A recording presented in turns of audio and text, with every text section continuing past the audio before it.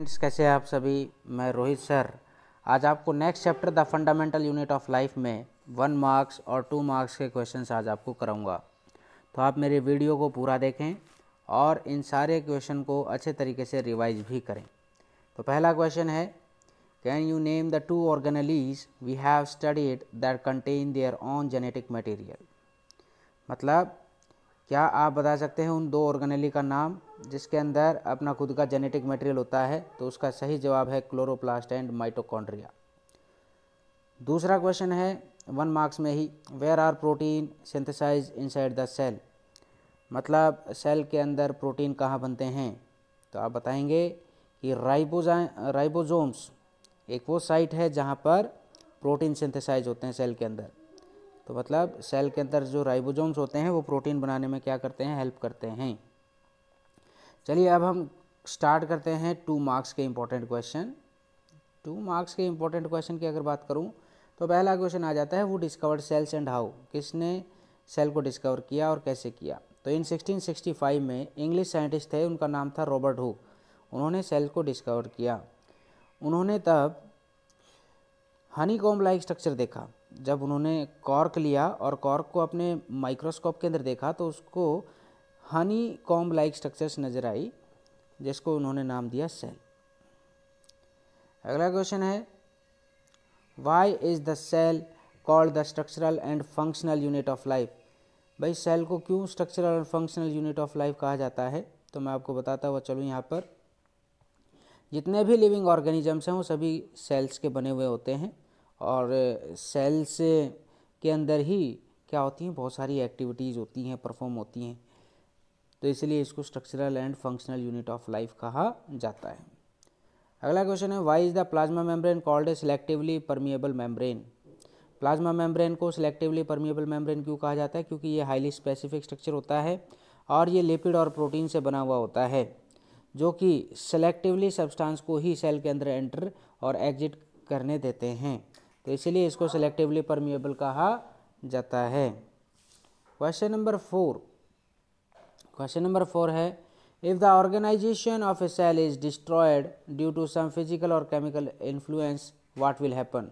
अगर मान लीजिए सेल डिस्ट्रॉय हो जाता है किसी फिजिकल और केमिकल इन्फ्लुएंस के कारण, तो क्या होगा। अगर मान लीजिए सेल डिस्ट्रॉय होता है फिजिकल और केमिकल इन्फ्लुएंस से, तो सेल सर्वाइव नहीं कर पाएगी और ना ही उनके अंदर कोई कंपोनेंट है वो प्रॉपरली अपना फंक्शन कर पाएंगे। तो जो लाइजोसोम्स हैं वो क्या करेंगे, उस सेल को डाइजेस्ट कर जाएंगे। नेक्स्ट क्वेश्चन है, why are lysosomes known as a suicidal bags. Lysosomes को सुसाइडल बैग्स क्यों कहा जाता है। लाइजोसोम्स क्या है, सेल ऑर्गेनेली हैं। इनमें हाइड्रोलिटिक एंजाइम्स होते हैं, डाइजेस्टिव एंजाइम्स होते हैं।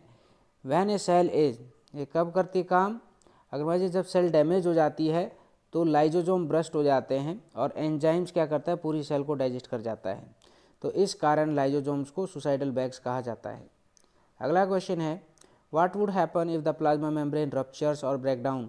क्या होगा अगर मान लीजिए प्लाज्मा मेम्ब्रेन ब्रेक डाउन हो जाए, टूट जाए। तो मैं आपको बता देता हूँ, अगर सेल की प्लाज्मा मेम्ब्रेन अगर ब्रेक होती है तो सेल डैमेज हो जाएगी। तो इस कंडीशन में जो लाइजोसोम्स हैं, इस कंडीशन में लाइजोसोम्स हैं वो क्या करेंगे, डैमेज सेल को of the damaged cell may be burst and the digestive enzyme present inside those lysosomes would digest their own cell. This result into death of the cell. तो इसका मतलब ये हुआ कि अगर मैं बात करूँ यहाँ पर कि सेल, मान लीजिए सेल की जो प्लाज्मा मेम्ब्रेन है अगर वो ब्रेक हो जाती है तो इस कंडीशन में जो लाइजोसोम्स हैं वो डैमेज हो जाएंगे और लाइजोसोम्स क्या करेंगे, अपने अंदर से जो हाइड्रोलिटिक जो एंजाइम्स है वो रिलीज करेंगे, जिसके कारण जो सेल है वो कम्प्लीटली क्या करते हैं, लाइजोसोम्स उसको इनगल्फ कर लेते हैं, फैगोसाइटोसिस कर लेते हैं। इट मीन्स उस समय सेल की डेथ हो जाएगी। क्वेश्चन नंबर 7 है, what would happen to the life of a cell if there was no Golgi apparatus.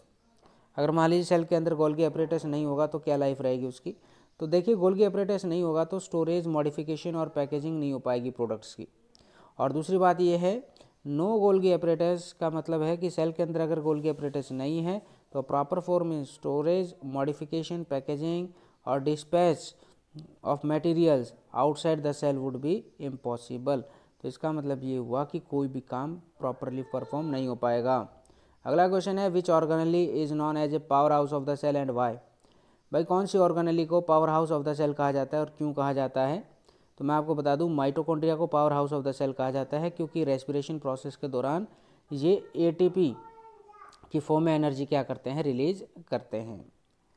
आज के लिए लास्ट क्वेश्चन है, where do the lipids and protein constituting the cell membrane get synthesized? तो endoplasmic reticulum के दो types होते हैं यहाँ पर, मैं आपको बता दूं, स्मूथ एंडोप्लाज्मिक रेटिकुलम और रफ एंडोप्लाज्मिक रेटिकुलम। तो स्मूथ एंडोप्लाज्मिक रेटिकुलम क्या है, ये रिस्पॉन्सिबल होता है लिपिड बनाने में ताकि सेल मेम्ब्रेन बन सके, और रफ एंडोप्लाज्मिक रेटिकुलम के अंदर क्या होता है, राइबोसोम्स होते हैं जो प्रोटीन को सिंथेसाइज करने में क्या करते हैं, हेल्प करते हैं। तो आज के लिए इतना ही काफ़ी है, कल फिर मुलाकात होगी नए क्वेश्चन के साथ, तब तक के लिए नमस्कार।